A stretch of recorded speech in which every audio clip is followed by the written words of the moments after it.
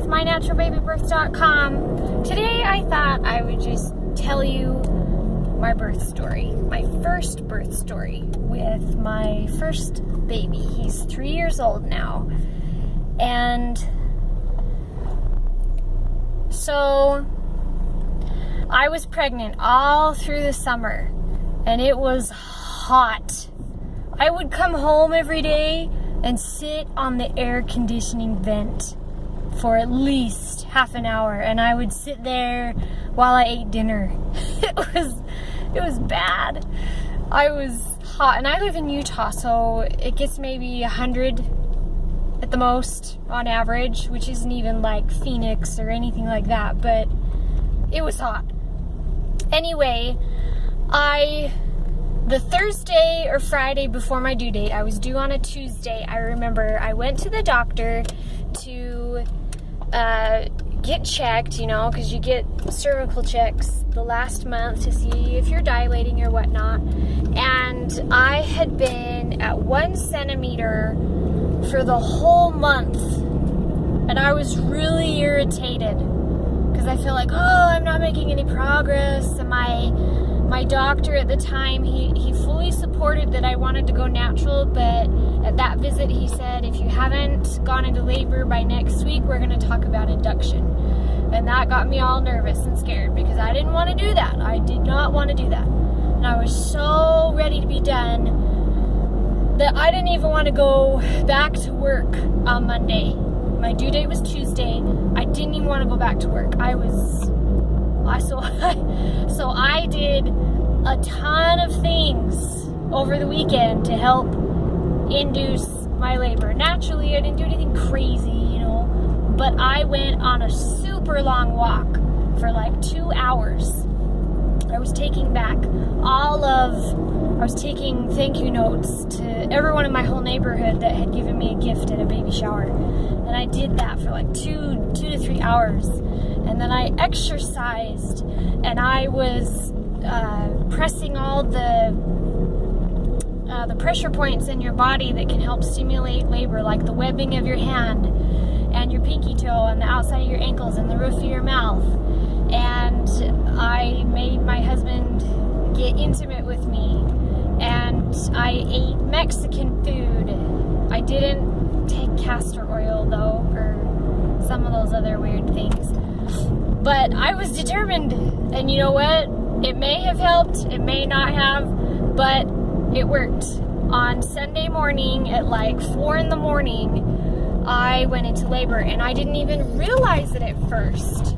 I have a digestive condition where if I have certain foods like dairy or highly processed foods, they will give me these really bad, sharp bowel cramps in my lower bowel, really down low at the bottom of my colon, and it's right next to my cervix. And so I woke up and I was having these cramps, and I thought, oh my heck, what did I eat yesterday? Because that's what I thought they were. I thought they were these bowel cramps I get. So I got up and I walked around and I went to the bathroom, and I'm like, oh good. I went number 2. Usually after I go number 2, these bowel cramps that I get sometimes go away. I'm like, okay, I'm good. I got back into bed and they kept on happening. And I'm like, oh my gosh, what did I eat yesterday? And so I kept walking around, laying on my side, trying to just relax and think downward thoughts, but they didn't go away. And I went to the bathroom again. I went to the bathroom like 3 times. Little did I know that your bowels emptying themselves and having a little diarrhea at the beginning of your labor is a sign of labor. I didn't make that connection at first. I thought I was just having cramps. And the 3rd time I went to the bathroom, I noticed I had some blood coming out. And that's when it hit me. I'm like, oh my heck, I'm not having bowel cramps, I'm having contractions. Because I realized contractions, when your cervix is being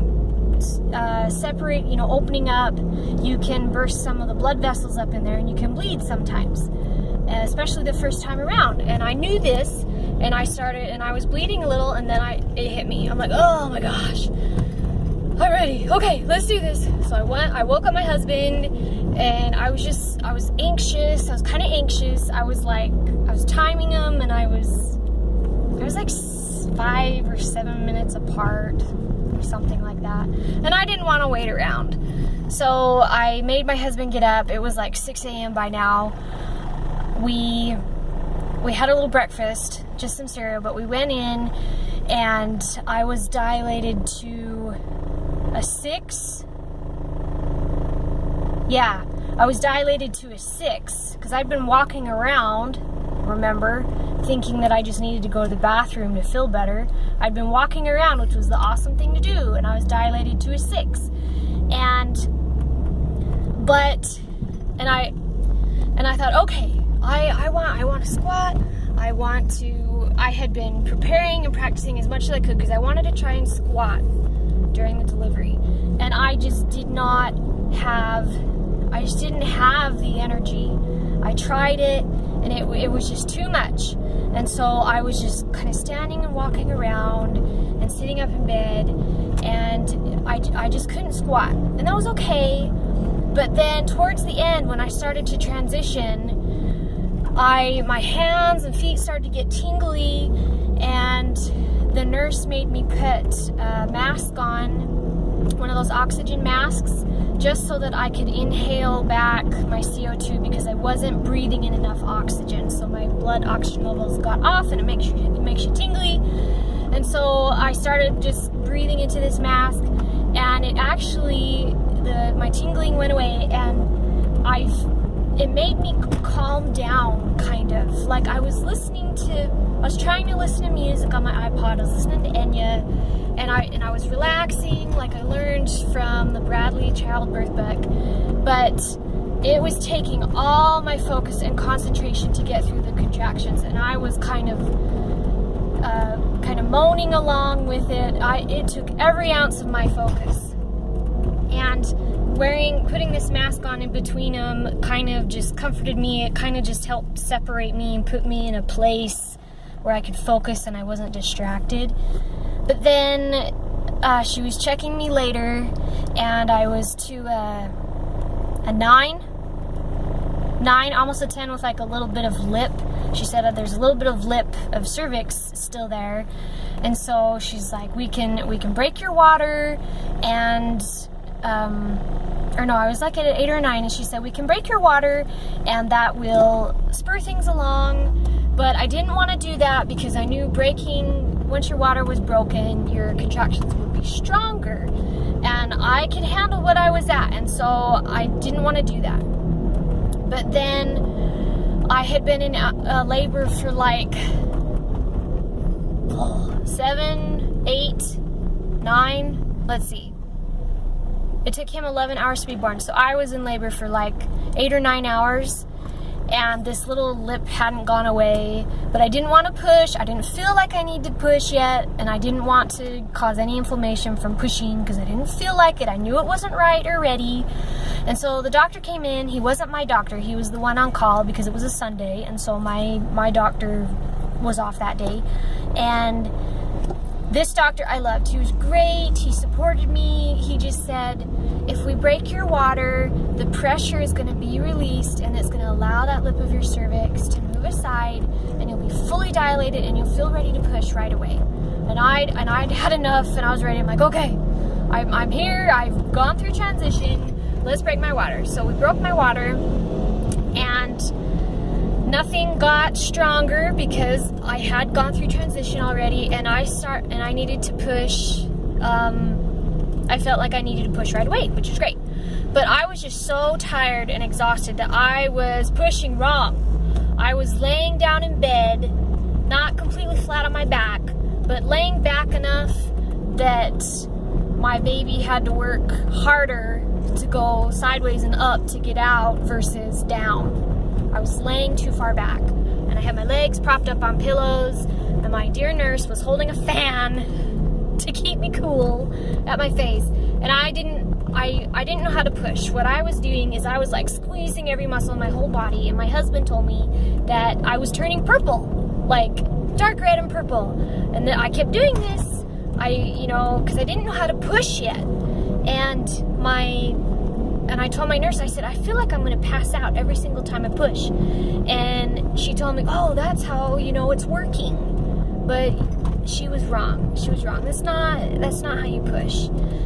So after a while, I kind of got the hang of it and figured out, okay, no, it's more down in your belly. It's not clenching your whole entire body. It's down in your belly like going to the bathroom. And it took me like over an hour to figure this out. But that's okay. And my baby's heart rate was good. It would go down in the middle of pushing through a contraction, then it would come back up, which is a good sign. He wasn't under stress or anything. But he'd come like halfway down my cervix, and then he just stopped. Like he was progressing, and then he just stopped. He didn't move for like 45 minutes or something. And so the doctor came back in, and he said, I wish he had suggested to get me sitting upright, because it probably would have been easier. But he said, everything looks okay and fine. We just don't want to have your baby have his heart rate go down and back up for a long time. And I'd already been doing this for about 2 hours. And he said, what we can do, it seems like you just feel really tender. What we can do is we can numb your perineum with a local anesthetic, and then we can use a kiwi cap, which is the vacuum, to help gently pull him out. And I asked, okay, will the local anesthetic hurt my baby in any way? Because I was out of it, I thought, oh, anesthetic, no, I don't want that, I don't want it to get in my baby's bloodstream. But no, this is a local anesthetic, like when you go to the dentist and they give you a shot in your gums. So he gave me a shot down there, and I was numb. And so the only thing I didn't feel from that was the ring of fire, but I still felt all the contractions and everything. It was basically just your outer tissue. I didn't feel the stretching and pressure from that, but I felt everything else. And so then he used the kiwi cap on the baby, and a couple pushes later, and I felt like this bony pressure down there, and I looked at the doctor. I said, is his head out? He's like, yeah, one more push, here we go. And I pushed him out. And I didn't feel the crowning or anything, but I felt like his shoulder, like the boniness of the rest of his body coming out just from pressure. Anyway, and then he just held him up, and all I could say was, wow. All I could say was, wow. And they gave him to me, and they had him in a blanket, and I just looked at him, and then I looked at my husband, and all I could say was, wow. Like, I couldn't believe it. It is the most amazing feeling when you first hold your first baby. And all I could say was, wow. And then a little while later, while I was holding him, there was a couple of moments there when I didn't even know what else was going on in the room. I was just holding him, and then I kind of got snapped back to reality when the nurse was kind of just wiping him off a little bit. And then I looked at him and I realized, oh yeah, there's still staff here and they're doing all this stuff. And then I felt the pressure of the afterbirth, my placenta coming out. And I looked down and I thought the doctor's hand was in me or something, because he was down there doing whatever. And I'm like, what's that? He's like, oh, one more push, that's your afterbirth. I'm like, oh, okay. So the afterbirth is just simple, super easy push. You don't even have to try. And then that was out. And then he was stitching me up. And I just remember that feeling of, wow, I just couldn't even say anything, because he was so beautiful. And yes, I'd had a few interventions, and I wasn't as strong as I wanted to be, but I still consider this to be a natural birth, because I felt everything except the ring of fire, and I've felt the ring of fire twice now, and it's nothing. It's nothing compared to everything else. And so that's how my first little boy was born, and I learned a lot from it. And watch the next few videos. I'm going to tell you my second and third birth stories and how I got better and better each time and what I learned with each. Okay, do you have any questions for me? I mean, if you haven't been through this, I would love to answer your questions. It's one of those experiences you cannot even put into words all the time. So, okay? Did you like this video? Leave me a comment or question. Do you know someone who could hear an uplifting story that's pregnant right now? Share this with them. Let other ladies know that you can have a natural childbirth. You can do it in the hospital, and you can do hard things, okay? I will talk to you later. Have a good day.